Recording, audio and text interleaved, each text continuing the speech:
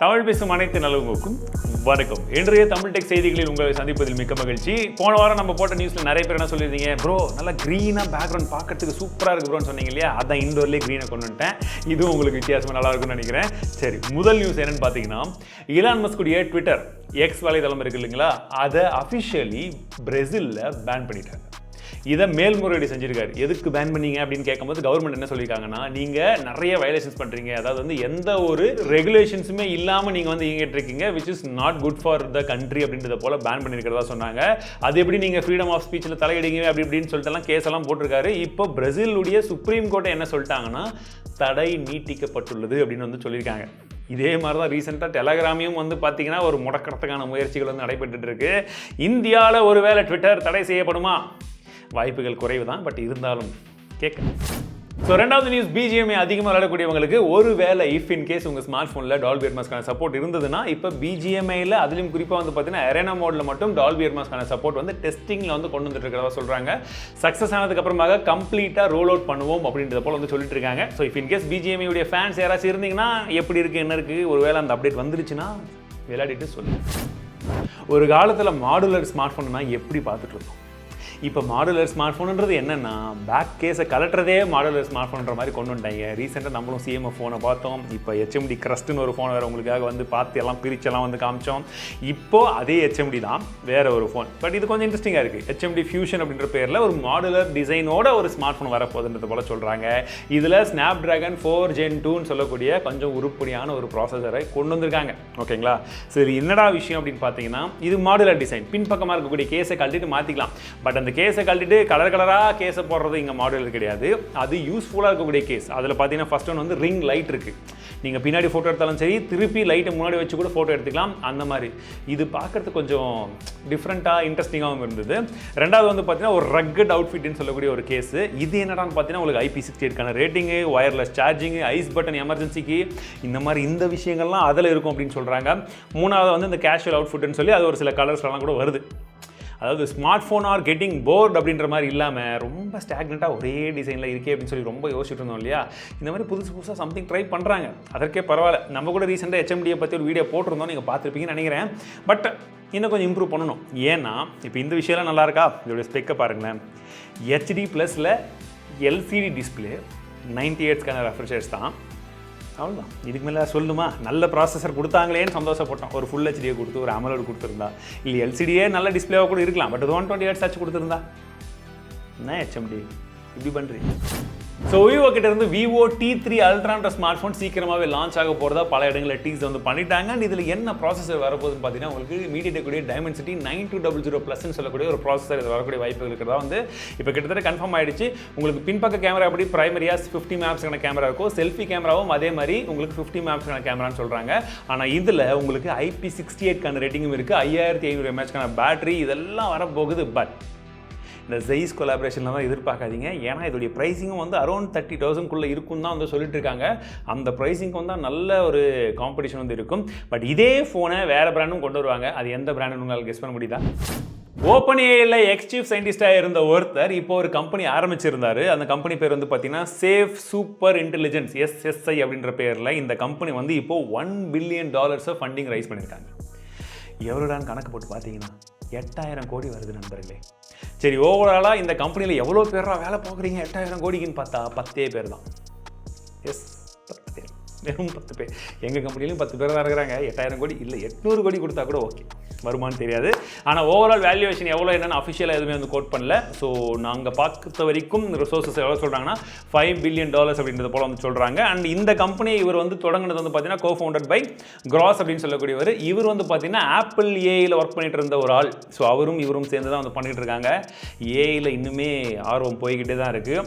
ஏன் இதை இவ்வளோ இன்வால்மெண்ட்டோட இன்னும் அழுத்தம் திருத்தமாக சொல்கிறேன்னா, NVIDIA வந்து பார்த்தீங்கன்னா கிட்டத்தட்ட ரெக்கார்ட் பிரேக்கிங் எழுந்திருக்கு. ஒரே நாளில் இந்த அளவுக்கு எந்த கம்பெனியுடைய பங்குகளும் குறைஞ்சதில்லை. அந்த அளவுக்கு வேல்யூ வந்து ஒரு நாளில் வந்து டிக்ரீஸ் ஆயிருக்குன்னு சொன்னாங்க போன வாரத்தில். US மார்க்கெட்டில் நிறைய விதமான ஸ்பெகுலேஷன்ஸ், ஏகப்பட்ட விஷயங்கள் வந்து போயிட்டுருக்கு. ஏன், எதனால், என்னன்றதை பற்றிலாம் தெளிவாக ஒரு வீடியோ தமிழ் சொல்லும் சேனலில் போட்டிருப்போம். இந்த யூஎஸில் ரேட் கட் அப்படின்னு சொல்கிறாங்களா, அது என்ன, நடந்தால் என்ன ஆகும், நடக்கிறதுக்கு பாசிபிலிட்டிஸ் என்னென்ன இருக்குது, பாஸ்ட் டேட்டா என்ன இருக்குன்றதை பற்றிலாம் தெளிவாக போட்டிருக்கோம்.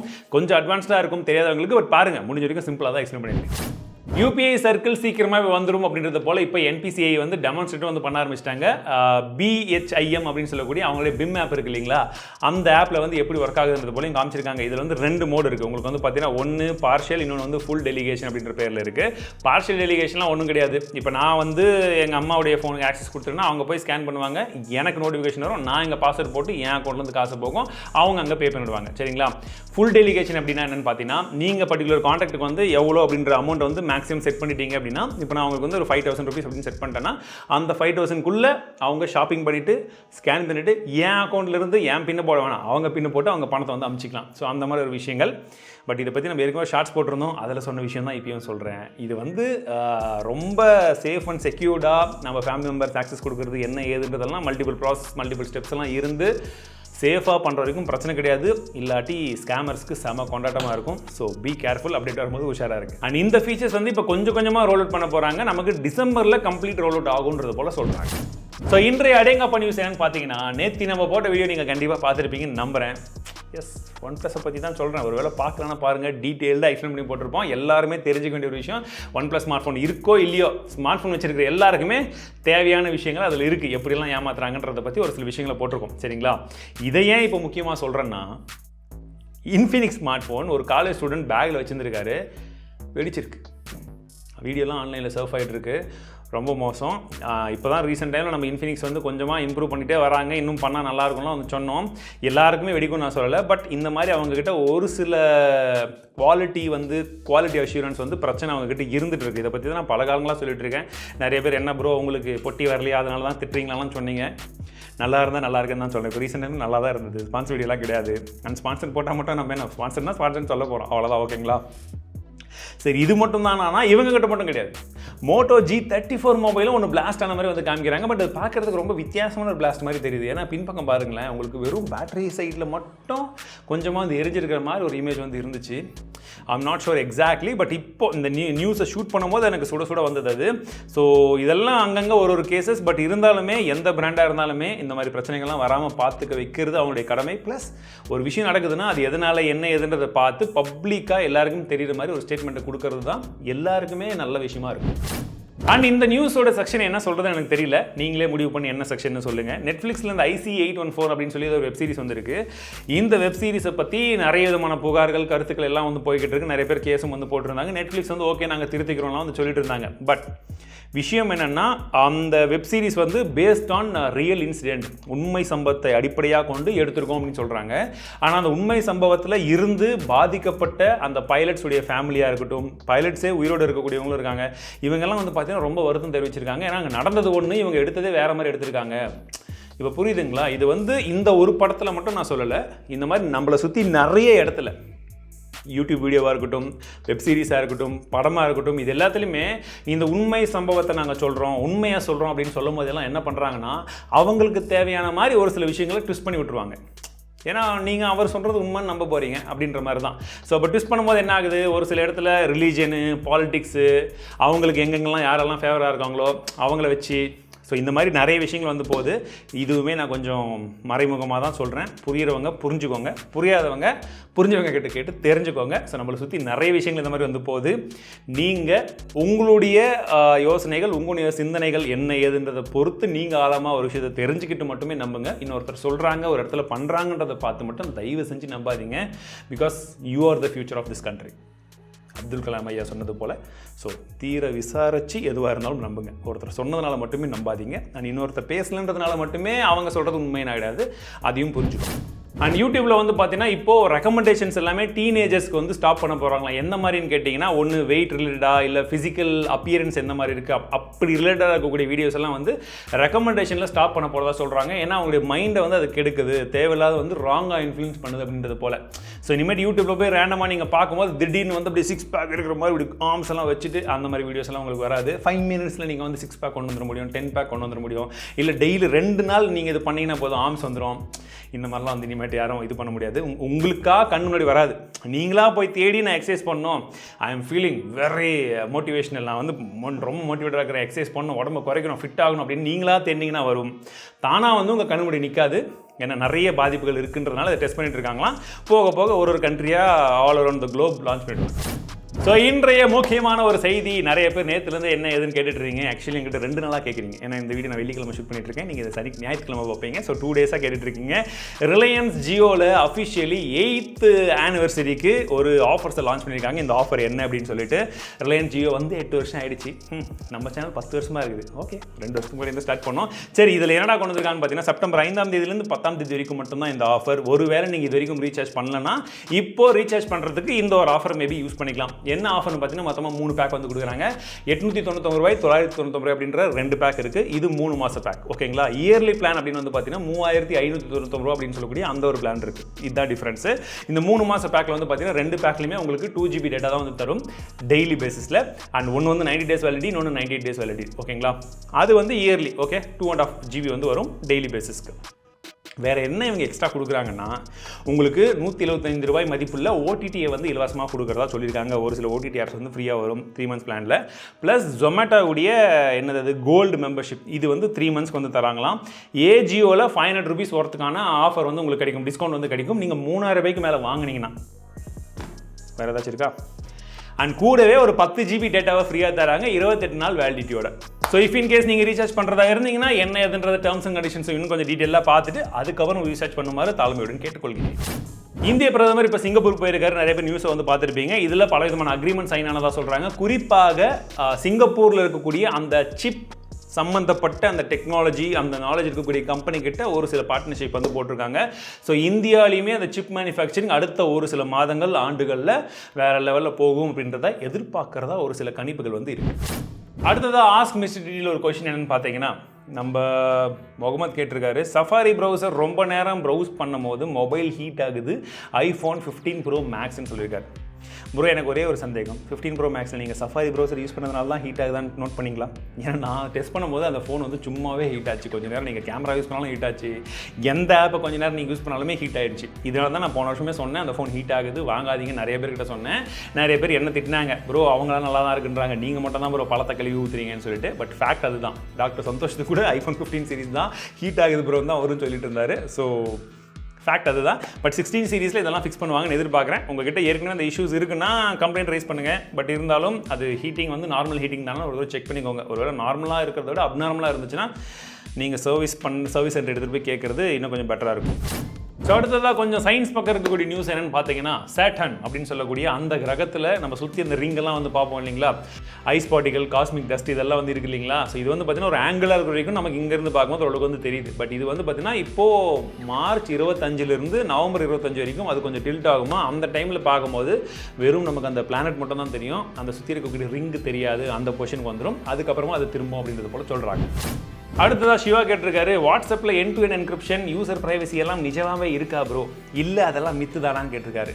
இதெல்லாம் டெஸ்ட் பண்ணி சொல்கிறதுக்கு நம்ம என்ன கவர்மெண்ட்டாக ப்ரோ வச்சுருக்கிறோம்? நம்மக்கிட்ட அவ்வளோ விஷயங்கள் இருந்தால் நம்ம எப்படி பண்ணுறோம்? சரி, இன்னொரு விஷயம் என்னென்னா, அவங்க சொல்கிறாங்க அண்டு அரசாங்கங்கள் தான் இதெல்லாம் செக் பண்ண முடியும். நம்மக்கிட்ட அந்தளவுக்கு ரிசோர்ஸஸ் வந்து கிடையாது.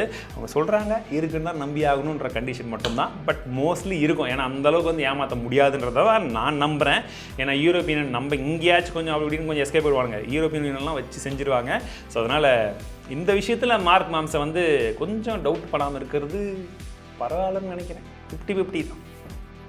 ஆனால் அவங்க கேள்வி நல்ல கேள்வி, ஐ லைக் இட், உங்கள் நேர்மை. ஸோ அடுத்ததாக நம்ம கிவ்அவே வின்னருக்காக நிறைய பேர் வந்து கமெண்ட் பண்ணியிருந்தீங்க. போன வாட்டி நிறைய பேர் கமெண்ட் பண்ணியிருந்தீங்க. ஒரு சில பேர் இருக்கட்டும் பரவாயில்ல கொடுங்கன்னு சொல்லியிருந்தீங்க. பட் இன்னும் ஒரு சில பேர் இல்லை ப்ரோ புது வின்னரை செலக்ட் பண்ணுங்கன்னு சொல்லியிருந்தீங்க.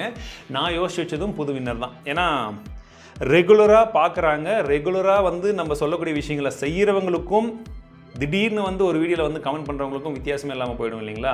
அவரும் ரெகுலராக பார்க்குறது தான் சொல்கிறாரு. பட் சொல்கிறது எவ்வளோ நம்ப முடியும் இல்லைங்களா. பார்த்தாலும் சந்தோஷம், பார்க்கட்டியும் பிரச்சனை கிடையாது. ஏன்னா ரெகுலராக பார்த்து ரெகுலராக கமெண்ட் பண்ணக்கூடியவங்களுக்கு அந்த வேல்யூ இல்லாமல் போயிடும். ஸோ நம்ம சொன்னதை மதித்து ஒரு விஷயம் நீங்கள் பண்ணுறீங்க, அதுக்கான ரெஸ்பெக்டை நான் கொடுத்தாகணும். ஸோ அதனால் புது வின்னரை தான் நான் செலக்ட் பண்ண போகிறேன்.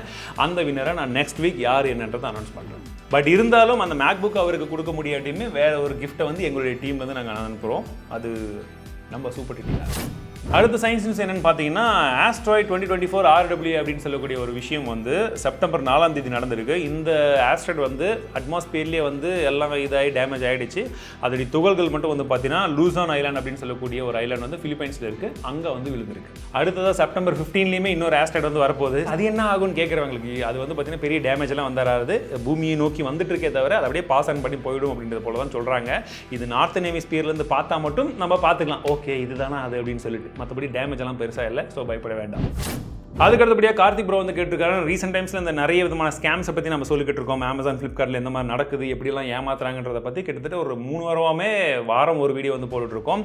அதில் குறிப்பாக அவர் என்ன கேட்குறாருன்னா, ப்ரோ நீங்கள் ரெகுலராக மொபைல் கேஜெட்ஸ் எல்லாம் வாங்கி வீடியோ போட்டுட்ருக்கீங்க, ஃப்ளிப்கார்ட், அமேசான், ஆஃப்லைனில் நீங்கள் எதை கன்வீனியன்ட்டாக வந்து ஃபீல் பண்ணுறீங்க, சேஃபாக ஃபீல் பண்ணுறீங்க?